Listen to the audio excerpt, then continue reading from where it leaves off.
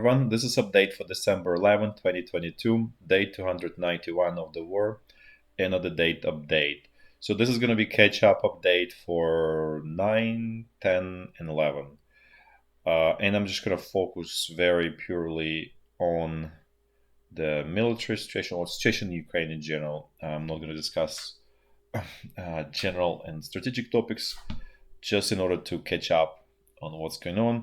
And then tomorrow I'll discuss sort of in more typical approach.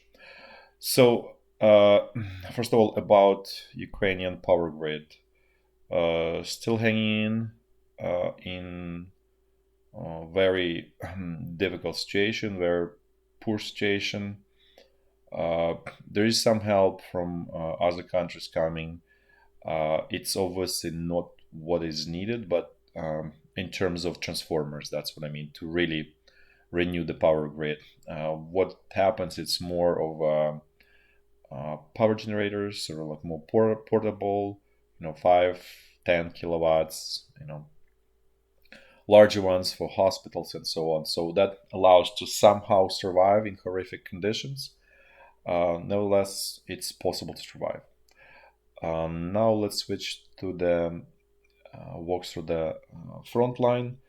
I'm gonna start with the very north in a typical way. Gonna go clockwise fashion down towards south. Situation along the state border is more or less the same. No sort of meaningful changes, no meaningful moves there. As a whole, it's the idea that Russian side is slowly retaking initiative, is kind of like becoming more and more sort of firm and clear. That doesn't mean that okay they have initiative and everything's perfect and Russia's on the roll. No, that's not the case. However, it's clearly shifting into Russia's favor. That is, I would say, undeniable situation. Uh, how long it will take before it's sort of the final shift will happen and it's going to be sort of easy to clearly say, okay, now the initiative is in Russian hands. Unclear. Could be another month easily. Could be till end of January.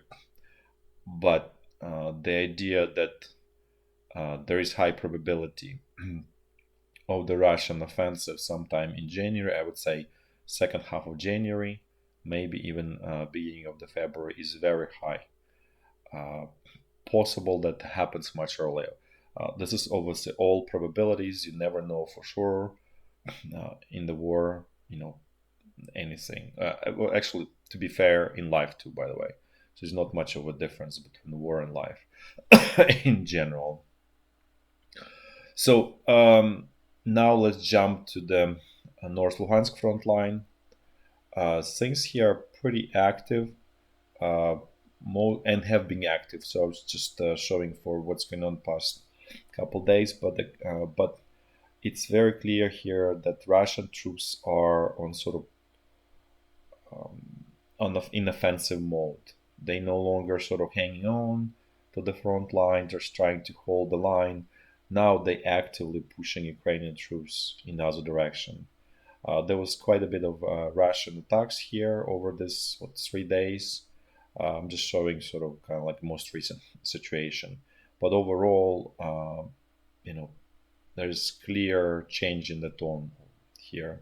No territorial gains by the other side, just I would say mid grinder. That's probably good description of what's going on. Sort of World War One type of style mid grinder, not just here but the entire front line basically.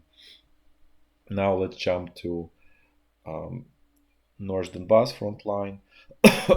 Things here somewhat similar, as you can see. It's just typical attacks, typical locations. Bilogorivka, Verkhovkamensk, again Bilogorivka, now in Donetsk region, then Solidar, relatively quiet in Bakhmut, all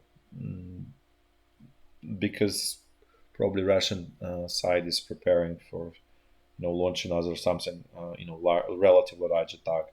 It was relatively quiet south of Bakhmut these days, but it doesn't mean anything. All this is just quiet days. most likely this is just regrouping by Wagner mercenaries. Let's move to sorry to central Donbass front line. Things here are actually somewhat different in terms of, as you can see, there's no more large attacks out of this Pisky salient. Some weak attack out of this salient north of Avdiivka. So essentially, this idea of capturing Avdiivka by the Russian side, apparently they put it on pause for some time, unclear for how long, but it's somewhat on pause, where there is actually quite a bit of activity, and where the sort of axis of action is shifting here is this kind of, I would say, southeastern corner of central Donbass front line.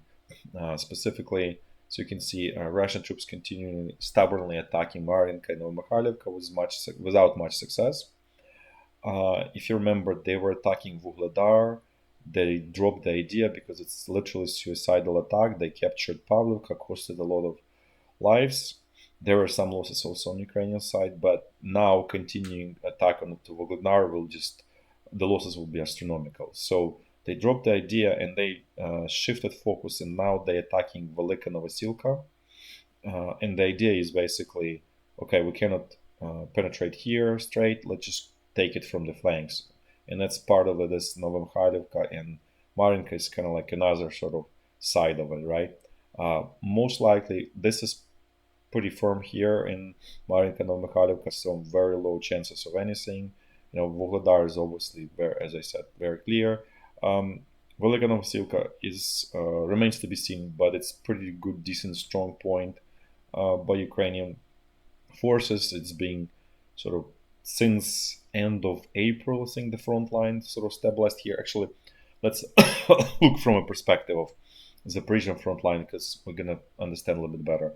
So as you can see, there's this salient that was created by Russian troops when they were trying to connect with their other Russian group attacking from Izum towards south, and this group was going up north. So in a way, sort of like a Kursk salient, I guess, in 1943 we play with, which failed, the same as Kursk salient attempt failed. Now this is obviously becoming much more local, much more smaller attack. This direction, as you can see, east. As I said, the idea is to capture Vuhledar, but from the flanks, potentially from the rear. Very unlikely that this is going to succeed. Nevertheless, the Russian side is trying. Otherwise, the Zaporizhia front line is as sleepy as it's always been. So that's it. Nothing new for today. And thanks for watching. And until tomorrow. Bye bye.